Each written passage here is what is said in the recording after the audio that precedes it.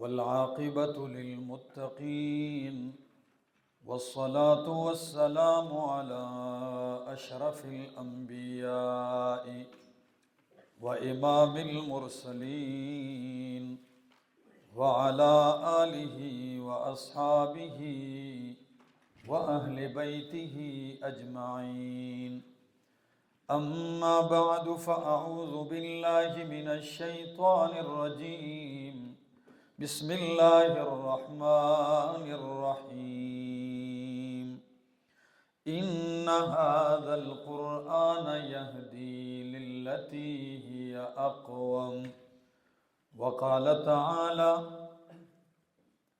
يا أيها الرسول بلغ ما أنزل إليك من ربك وإن لم تفعل فما بلغت رسالته والله يعصمك من الناس. وقال النبي صلى الله تعالى عليه وسلم: إن الله يرفع بهذا الكتاب أقواما ويزع به آخرين.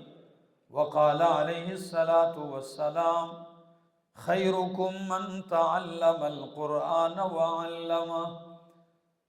وقال النبي صلى الله تعالى عليه وسلم: إن لله أهلين من الناس. قالوا: ومن هم يا رسول الله؟ قال: أهل القرآن هم أهل الله وخاصته. سبحان ربك رب العزة عما يصفون وسلام على المرسلين والحمد للہ رب العالمین۔ میرے انتہائی معزز اور مکرم علماء کرام اور دور دراز سے اپنا گھر بار علاقہ چھوڑ چھاڑ کے آئے ہوئے قرآن کریم پڑھنے اور سیکھنے کے لیے آنے والے میرے دل کے انتہائی قریب طلباء کرام اور اہل علاقہ اور گرد و نواح سے شرکت کرنے والے دوستو، السلام علیکم۔ خوشی اور مسرت کی انتہا ہے کہ فتنے اور فساد کے اس دور میں دنیا اور مادہ پرستی کی ریل پیل میں اللہ نے چھاننی کے ساتھ چھان کر تمہیں لوگوں میں اٹھا کر اپنی کتاب کے سامنے لا کے بٹھا دیا۔ اس مالک کا جس قدر شکر ادا کریں کم ہے۔ اگر ہم اس کتاب کی خدمت نہیں کریں گے، نہیں سمجھیں گے، اللہ کی کتاب لاوارث نہیں، اللہ اوروں کو اٹھا دے گا اور کام کرتے جائیں گے، ہم غرق ہو جائیں گے، ہم نامراد ہو جائیں گے۔ ہمارے لیے آج یہ وقت پتہ ہے، یہ مقام شکر ہے۔ کتنی بڑی دولت اور نعمت اللہ رب العزت نے آپ کے سامنے رکھ دی ہے، آپ کو اپنے راستے میں، اپنے گھر کے اندر، اپنی کتاب کے سامنے بٹھا دیا ہے۔ کیا اس سے بڑھ کر کوئی اور انعام اور احسان ہے مالک کا؟ قرآن سارا چھان لیجئے، وہ خوشی جو انسان کے دل میں غرور تکبر پیدا کر دے اور اس کے آثار بدن پہ ظاہر ہونے لگیں، اللہ کے ہاں یہ کوئی پسندیدہ نہیں۔ دیکھیے قرآن، ایک بندہ کہتا ہے بہت خوش ہوتا ہوں، خوش ہوتا ہوں، ہوتا رہے، لیکن اللہ کو یہ کوئی، اللہ کے ہاں کوئی محمود نہیں ہے۔ ان اللہ لا يحب الفرحین، اللہ ایسے اترانے والے، خوشی میں مست ہونے والوں کو پسند نہیں کرتا۔ لیکن ایک خوشی ہے کہ اللہ رب العزت بھی فرماتے ہیں کہ میرا بندہ اگر تو نے خوش ہونا ہے، قل بفضل اللہ وبرحمتہ فبذالک فَلْيَفْرَحُوا، اس پہ خوش ہو جاؤ، آپ کا دل مطمئن ہونا چاہیے اس پر۔ الا بذکر اللہ تطمئن القلوب، خدمت قرآن کے لیے اللہ نے آپ لوگوں کو چنا ہے۔ آپ پتہ ہے اہل اللہ ہیں، نبی علیہ السلام نے فرمایا ان للہ اہلین من الناس، لوگوں میں سے اللہ کے کچھ اہل اللہ ہوتے ہیں۔ صحابہ کرام نے پوچھا من ہم، یا اللہ کے پیغمبر یہ اہل اللہ کون ہیں؟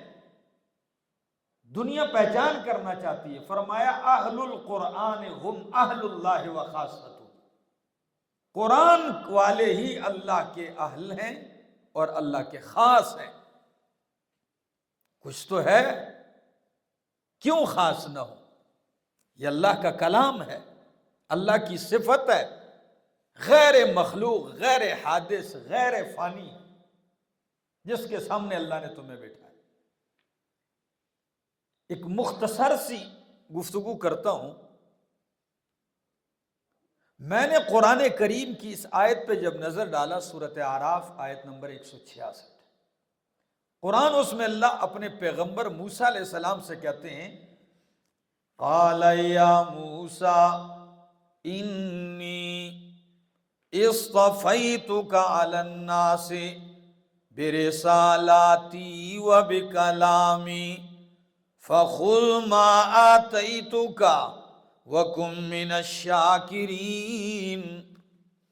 غور کریے، اے موسیٰ انی اصطفیتک، بے شک میں نے تجھے چن لیا ہے۔ کیا چیز دے کر چنا ہے، خاص کیا ہے؟ برسالاتی، اپنے پیغامات دے کر۔ نمبر 2 وبکلامی، اور اپنے کلام کے ذریعے، یعنی میں نے تجھ سے گفتگو کی ہے، بات کی ہے، تو میں نے تجھ سے جب کلام کیا ہے تو میرا موسیٰ اس پہ خوش ہو جا اور اس پہ مطمئن ہو جا۔ میں نے کلام دیا ہے آپ کو، فخذ ما آتیتک، جو میں تجھے دوں اسے پکڑ، وکن من الشاکرین، شکر گزاروں میں سے ہو جا۔ میرے عزیز طلباء، اللہ نے موسیٰ علیہ السلام کو طور پر بلا کر ہم کلامی کا شرف دیا، فرمایا مضبوطی سے تھام لے اور شکر ادا کر کہ میں نے تجھ سے ہم کلامی کی ہے، تجھ سے بات کی ہے۔ اور ہری پور والو، اللہ رب العزت نے اپنے کلام کا پورا سمندر تمہارے سامنے رکھ دیا ہے۔ کیا یہ مقام شکر نہیں ہے؟ قرآن اللہ کا کلام، اللہ نے اپنا کلام تمہیں دیا ہے، بیٹھو، سنو، سمجھو، دیکھو، غور کرو، فکر کرو، اپنی تمام تر صلاحیتیں اس پہ لگا دو۔ میرا ایک تجربہ ہے، آپ بھی کر لیں، اور قانون ہے، گندے برتن میں اللہ علم نہیں ڈالتا۔ جیسے آپ گندے برتن میں دودھ نہیں ڈالتے، گندے برتن میں آپ پانی نہیں ڈالتے، تو اللہ اپنا اتنا بڑا خزانہ ایک گندے دل میں ڈال دے گا؟ دل گندا، دماغ گندا نہیں۔ تو پھر کیا کرنا چاہیے؟ پہلا کام، دروازے کھولنا چاہتے ہو کہ قرآن آئے، اندر جگہ خالی کرو۔ کیا کرو؟ جگہ خالی کرو۔ اور خالی کرنے کا طریقہ دیکھیں، غلطیاں خطائیں تو ہم سے قدم قدم پہ ہوتی ہیں۔ میں ابھی آ رہا تھا تو آنے سے پہلے، یہ صرف اپنے طلباء کے لیے کہتا ہوں، 2 رکعت میں نے صلاۃ توبہ پڑھی۔ توبہ کی 2 رکعتیں پڑھنے کے بعد میں نے مالک سے التجا کی، اللہ تیری کتاب کے سامنے بیٹھنے کے لیے جا رہا ہوں، اللہ اگر مجھ سے غلطیاں اگر نہیں ہوتی ہیں، یقیناً خطاؤں سے برا ہوں، اللہ میرے دل و دماغ کو گناہوں سے پاک کر دے اور اپنی کتاب کا علم اس پہ نقش کر دے۔ تو توبہ کیجیے۔ علامہ ابن قیم رحمہ اللہ شاگرد ہیں شیخ الاسلام ابن تیمیہ رحمہ اللہ کے، تو استاد بھی، امام محدث اور شاگرد بھی ایک عالم محدث. پتہ ہے کہتے ہیں استاد سے میں نے پوچھا استاد محترم یہ تسبیحات کرنا بہتر ہے یا استغفار کرنا بہتر ہے؟ آپ کے ذہن میں بھی آئے گا بھئی پڑھتا رہوں سبحان اللہ الحمدللہ ورد ذکر اذکار کروں یا استغفار بہتر ہے، اس میں سے بہتر کیا ہے؟ استاد نے فرمایا دو باتیں ہیں. اگر کپڑا میلا ہو گندا ہو تو اس کے لیے صابن بہتر ہوتا ہے، صرف بہتر ہوتی ہے کہ میل کو چیل اتر جائے. اور اگر کپڑے پاکیزہ ہوں تو پھر صابن نہیں، خوشبو عود اور عطر اچھی لگتی ہے. تو بتا اگر دل دماغ بدن گناہوں کے میل سے آلودہ ہے تو استغفار بہتر ہے، صفائی ہو جائے. اور اگر گناہوں سے بچے ہوئے ہو تو تسبیحات بہتر ہے، مزید رونق ہو جائے. آپ چلتے ہیں ان آنکھوں میں، یہ دل ایک شیشہ ہے، ایک بصارت ہے اور ایک بصیرت ہے. بصارت ان آنکھوں کے دیکھنے کا نام ہے اور بصیرت دل کی بینائی کا نام ہے. تو آپ چلیں راستے میں گاڑی کے شیشے پہ گند پڑا ہو، بارش برس رہی ہو، دکھائی دیتا ہے راستہ؟ پھر گاڑی والے کیا چیز چالو کر دیتے ہیں؟ بولو، وائپر چلا دیتے ہیں. ایسا ہی ہے، وہ وائپر چلتا ہے. جب بارش ہلکی ہلکی ہوتی ہے تو وائپر ہلکا چلا دیتے ہیں، جب تیز ہوتی ہے تو وائپر یہ اتنا ہی تیز کر دیتے ہیں. بس یوں سمجھ لو ہمارے دل دماغ کے شیشے پہ گناہوں کی بارش برستی ہے، وائپر استغفار اور توبہ ہے. جتنا اس کو تیزی سے چلاؤ گے آپ کے دل کا شیشہ صاف ہوتا ہوگا اور سب کچھ نظر آتا جائے گا راستہ.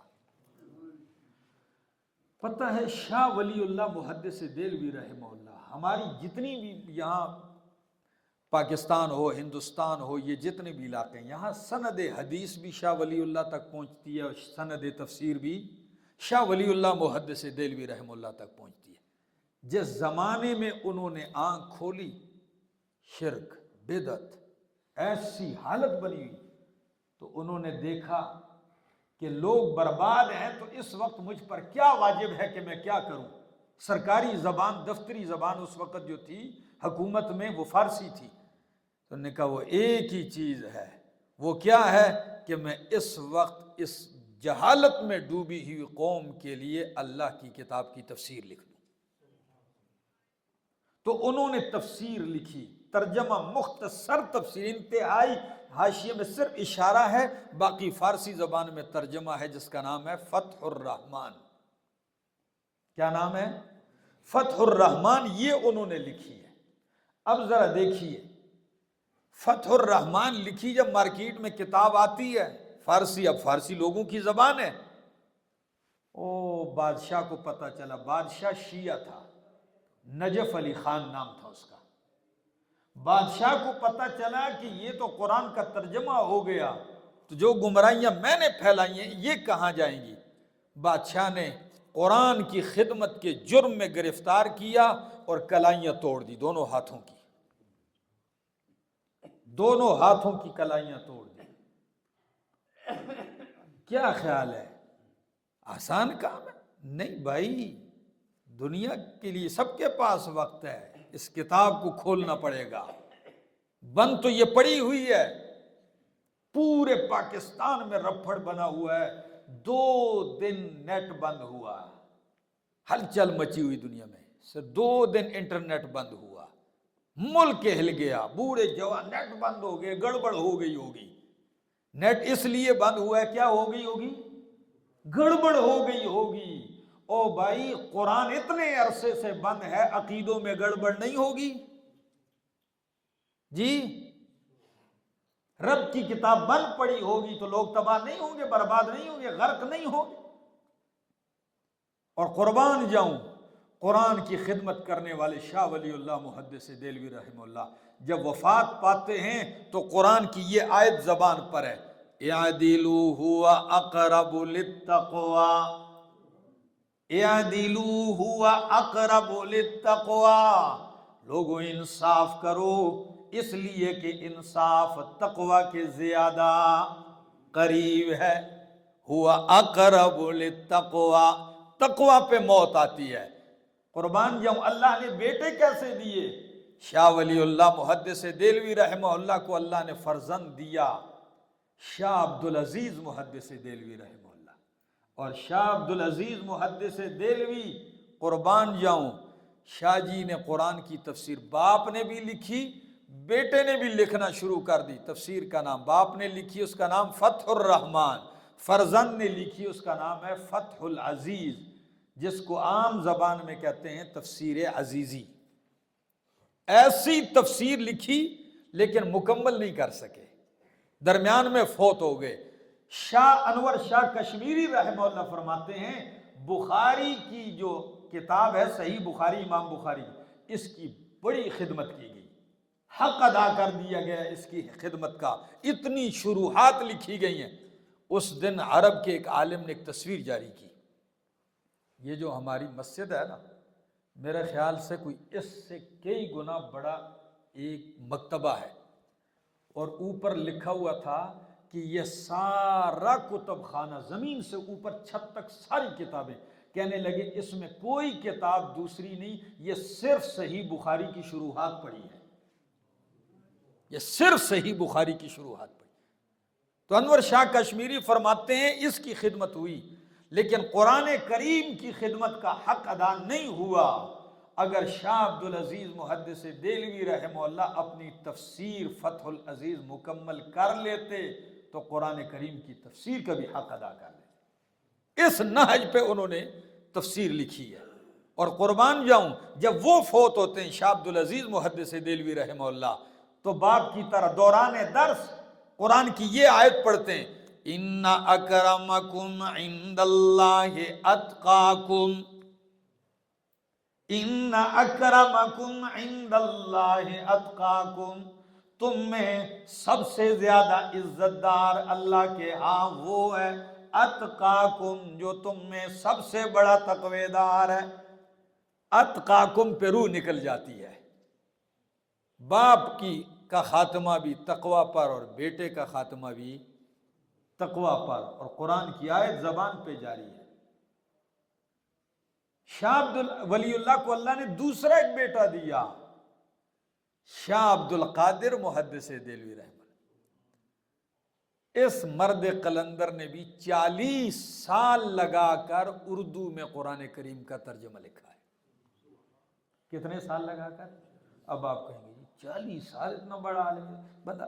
ओ भाई, ये कुछ आजकल का कंप्यूटर दौर तो नहीं, कॉपी किया और पेस्ट किया है ना भाई। हाँ, उधर से उठाया उधर से उठाया, बैठ के लाइब्रेरी में तो डजा डजा अखबार लगा दिया।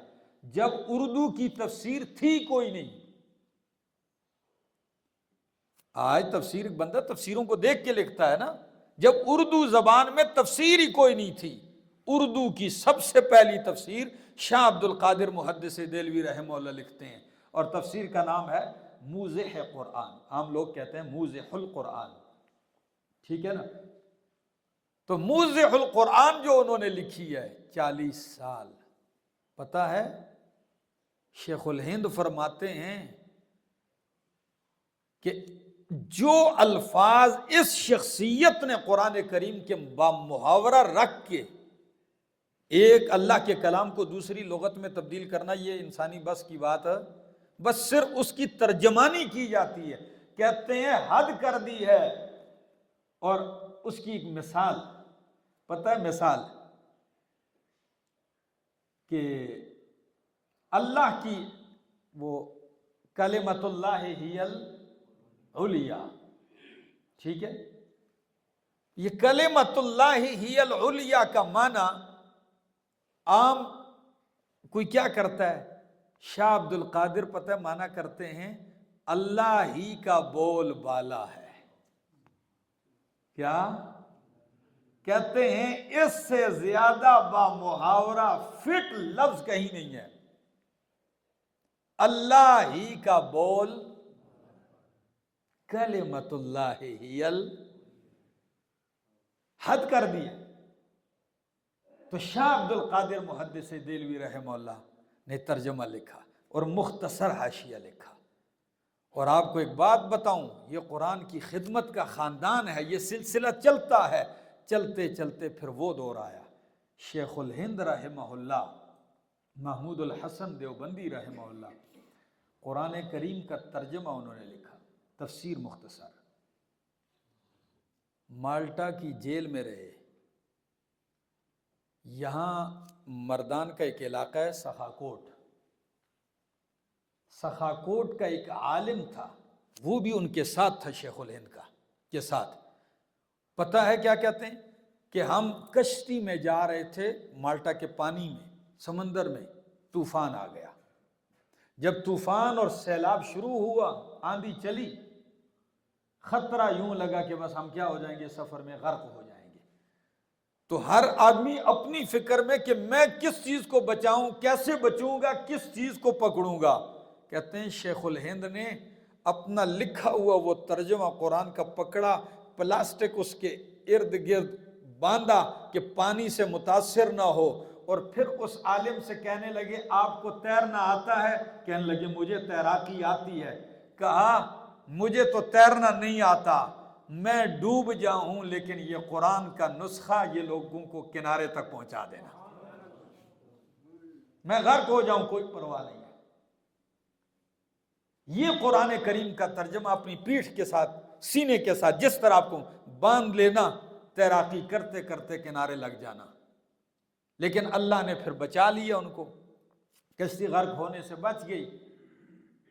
پھر انہی کی تفسیر کو مکمل کیا علامہ شبیر احمد عثمانی رحمہ اللہ نے۔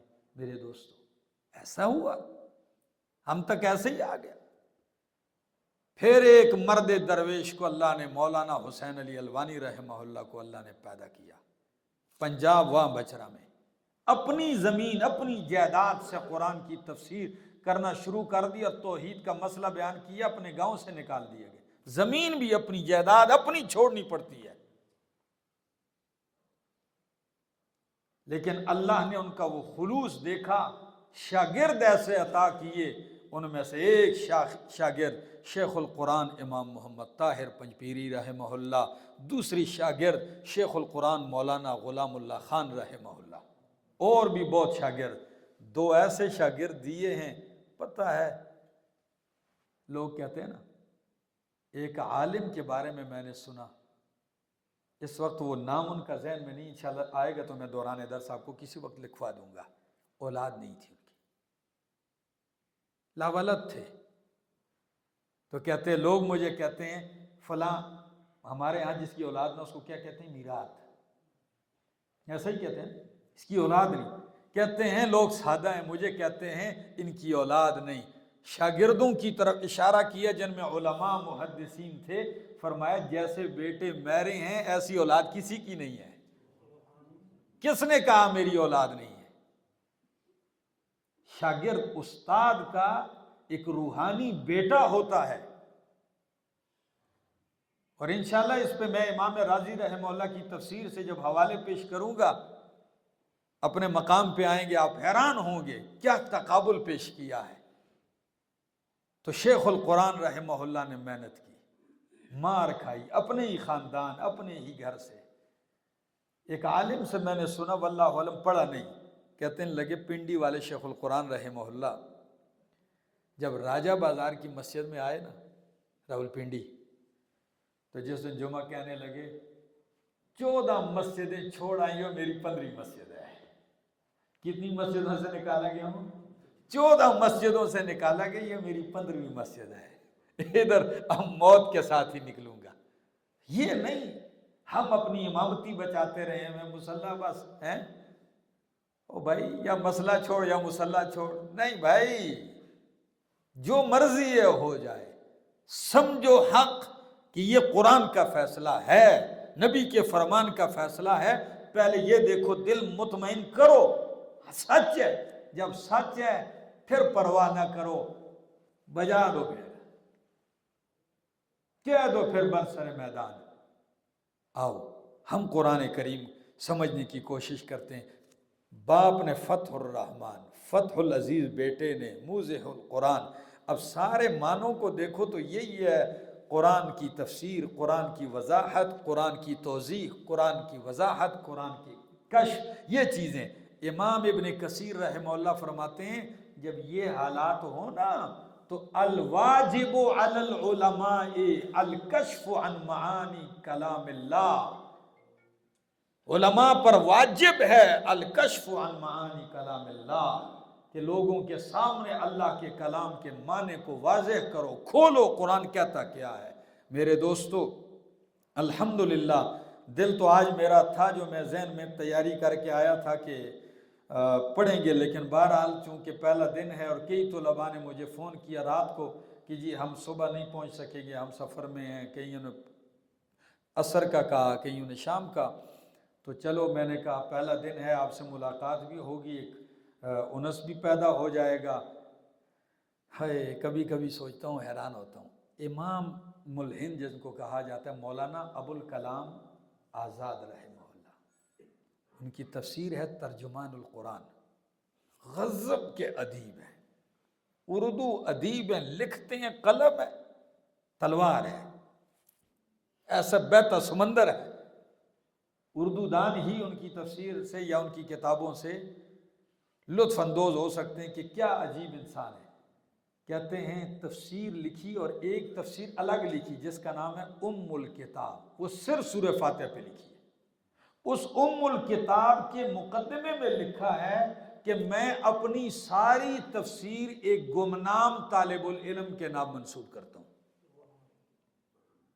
میں اپنی پوری تفسیر، لوگ کتابیں تصنیف کرتے ہیں کہتے ہیں میری کتاب میرے باپ کے نام منسوب، میرے استاد کے نام، فلاں کے نام، فلاں کے نام، نامور شخصیات، کہتے ہیں میری تفسیر میرے ایک گمنام شاگرد طالب العلم کے نام۔ کہتے ہیں کون تھا؟ کہتے ہیں نماز پڑھ کے مسجد سے گھر کی طرف جا رہا تھا، دیکھتا ہوں مڑ کے ایک شخص میرے پیچھے ہے، بار اس نے اٹھایا ہوا ہے اور میرے پیچھے پیچھے آ رہا ہے۔ میں سمجھ گیا کہ اس کو مجھ سے کام ہے، میں نے کہا کچھ کام ہے؟ کہنے لگا جی ہاں کام ہے۔ میں نے کہا آؤ، کیا مسئلہ ہے آپ کا؟ کہنے لگے میں قندہار سے پیادل چلا ہوں، کوئٹہ آیا ہوں، اور وہاں سے چل کے آپ کے پاس آیا ہوں، تاجروں کے ساتھ چمٹتے چمٹتے میرے پاس کرایہ بھی نہیں تھا، کچھ بھی نہیں تھا میرے پاس۔ کہا پھر؟